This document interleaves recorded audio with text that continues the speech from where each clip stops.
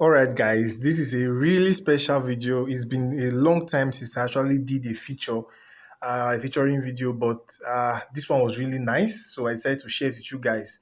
So, Nerod, shout out to Nerod, was able to use this team to hit from P1 to P4 on T10 league rates, which is pretty amazing.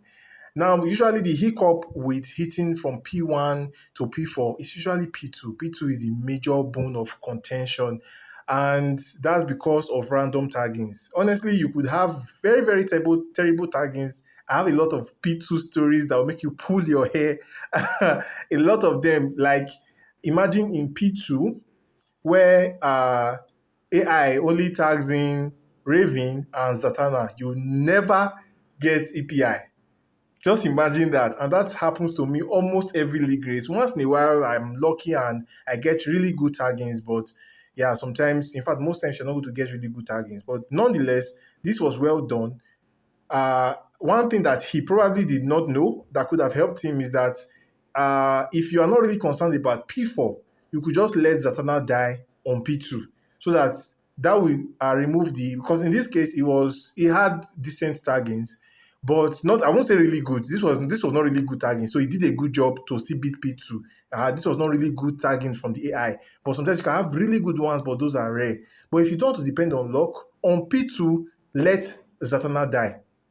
That's a strategy I'll be trying. The reason for that is because the damage you stack on P1 as of now, Zatanna is going to be able to use that till P4. So whether Zatanna dies or not, that damage is going to follow you to P4. So you don't really need Zatanna.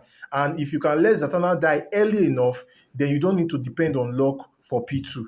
In this case, he had decent taggings and he was able to make progress, but for most times, he will likely not have this kind of taggings again. So yeah, next time, for those of you that want to try this, make sure Zatanna dies. But if you want to depend on your luck, it will be good to keep Zatanna because on P4, EPI can't do any damage, so you'll be able to use Zatanna to do damage on P4. So that depends on what you want. Do you want to get up to P4 or are you just okay with P1 to P3? You can make that decision. But anyways, this was really, really good gameplay from Nerod.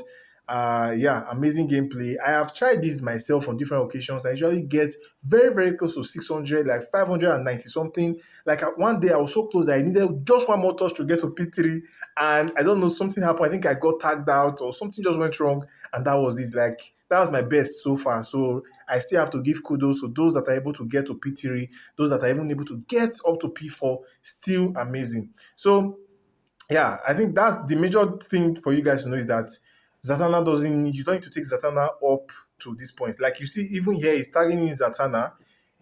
He shouldn't do this.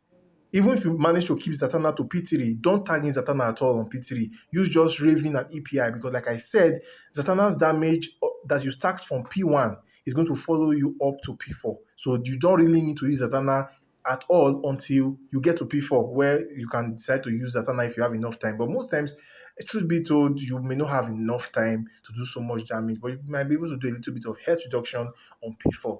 Anyways, guys, this was amazing. If you enjoyed my video, smash the subscribe button, and I'll see you guys on the next one.